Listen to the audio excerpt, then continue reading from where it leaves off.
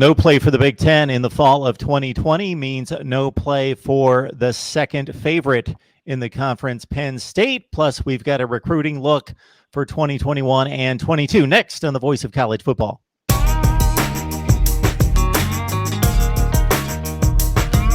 MarkRogersTV, the Voice of College Football, talking to Penn State. The Nittany Lions, of course, one of the favorites in the Big Ten for 2020. But if anything, they will hopefully go to the field in the spring of 2021 for a truncated Big Ten season. We got Tim A down the line from Black Shoe Diaries on SB Nation to talk of Penn State. And despite all the issues on the field concerning the fall of 2020, Penn State ripping it up on the recruiting trail. Tim, how you doing today?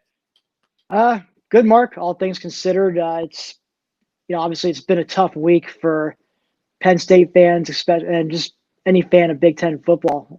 I remember watching Big Ten Network on the day that conference announced that their 12 football it was eerie. It was like watching news coverage of some famous person's death or funeral or something. It was really, really odd. Like I said, hopefully they can somehow finagle some spring football out of it.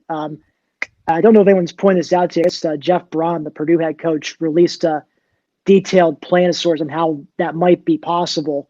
And I guess without getting too much into details, basically they'd start conditioning around end of January. They'd start playing the last weekend of February, and it would just be an 8-game schedule. So it goes like end of February till the end of April, and then you get into, I guess, the Big Ten championship game, and let's take it from there. But how they're gonna do that? I mean, in the winter, I would guess if you ask me, I think the only way it seems like you're gonna be able to play sports in this country right now, just given how the pandemic's still raging, is to put guys in a bubble. You see what the NBA and the NHL have done successfully with their bubbles in Orlando and Toronto, respectively. They've been in the latest round of tests, at least if I know from the NBA, the latest round of tests the other week, 0 positive cases. So I think right now you can figure out a way to get them in a bubble, like to play spring ball, maybe some dome stadium, maybe something in Indy or Minneapolis or whatever. You can maybe pull it off then, but that's probably a discussion we can have for another show. But yeah, from a Penn State standpoint, it's obviously very disappointing. There was a lot of optimism, a lot of hype on this season, just given who is coming back.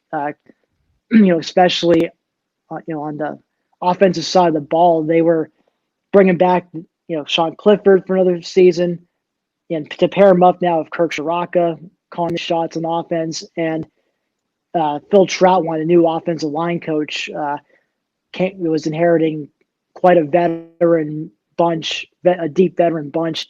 And then, of course, you have the Lawn Boys, the stable of running backs led by Journey Brown and Noah Kane, Devin Ford. And, I was interested to see if one of the two incoming freshmen, Keziah Holmes or Kevon Lee, could even carve out some playing time out of there.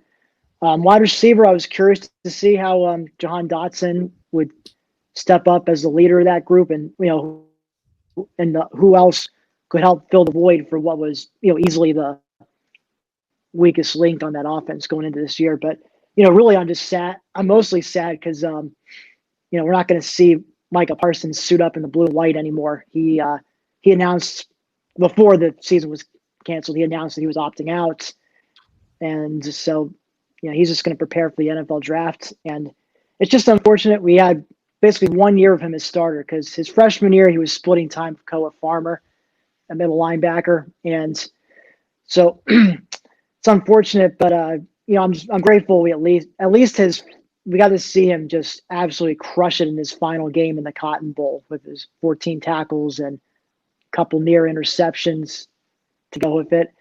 So whichever NFL team ends up getting him next spring is gonna get a good one. So I'm on record all over the place in regards to my opinion on the situation. So you can check out those videos. Certainly, And I'm not going to lay that down again here, but from a Penn State perspective, and really anybody who loves college football, if you're looking at the Big Ten, you see a powerhouse in Ohio State, but anybody giving anybody else a chance, I don't think it's anybody but Penn State. Everybody was looking at Penn State as being the challenger, and it would have been great to see those two teams tangle again in Happy Valley and just see another race for a Big Ten championship out of those two. Unfortunately, with just the buildup of the recruiting and Penn State at a place where they certainly have been challenging Ohio State and would be expected to do so again this season. So that's unfortunate. As you look ahead to the NFL draft, yes, Micah Parsons had opted out for this season prior to the cancellation. What are your expectations for the decisions that could be made by Penn State football players? Well, I guess another thing I forgotten to mention was Pat Freiermuth. I wouldn't be surprised to see him just go ahead into the draft. He was originally going to come back. Originally was speculation he might have left after last year because even though he was a sophomore, he had done a year in prep school after finishing high school. So he had actually been 3 years removed from high school already after his sophomore year. But he decided after the Rutgers game last year, he was coming back for one more go around. And I mean, obviously, I'll support. Obviously, I support him no matter what he does. But I wouldn't. I hope he comes back for next season. But if he wants, a lot of projections showed him as like just around the first. I think it was a late first rounder or early second rounder. So, for a tight end, that's pretty darn good. I mean, it's hard to get better than that. I mean, you should. If that's what you're still being projected as, I mean, I don't blame him if he jumps on that. I mean, Micah was the obvious one. He's like guaranteed top 10 pick at this point. Other guys who may forego their final year, I guess Journey Brown's a possibility, although he may want another year just to show himself off as the man, as the starting guy, because last year it was very much a rotation up until like later in the season when Journey really started to pull away from the pack. So I'd say it's 50-50 on Journey. Other name, Sean Clifford, highly unlikely. I think he definitely comes back for his 5th year.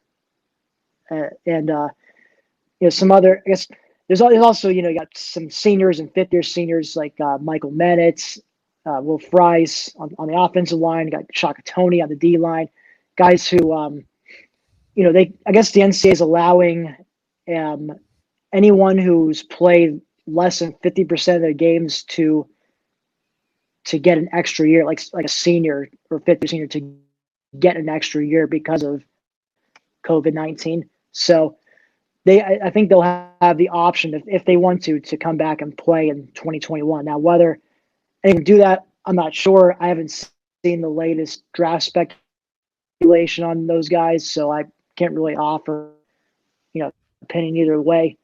So we'll remain on what some of these guys got some big decisions to make as far as do they want to continue their college career one more year and get back that season that they lost, or they just want to say, you know what, got my degree. I don't think I can get my draft stock any higher. I'm just going to, move on and, give the NFL a shot. So there's a lot of unknowns at this point, Mark. Yeah, everybody's thinking about the Micah Parsons and Justin Fields of the world. Well, for them, they're going to be top picks anyway. They sit out, they get themselves prepared for the NFL draft. They don't need to show anything else. I'm thinking about the guys that are either seniors who have no shot at the NFL. Do they want to put themselves through the wear and tear of another season, a spring season where the value can be debated as to what it's going to be with other conferences not in play? How's the season going to be viewed? It's going to be truncated. And do they put themselves at risk when they're looking at graduation and moving on to their field of choice? And then you have those mid-tier players that are eligible for the NFL draft, have a good shot at the NFL draft. And you've got 250 to 260 players that are drafted each year.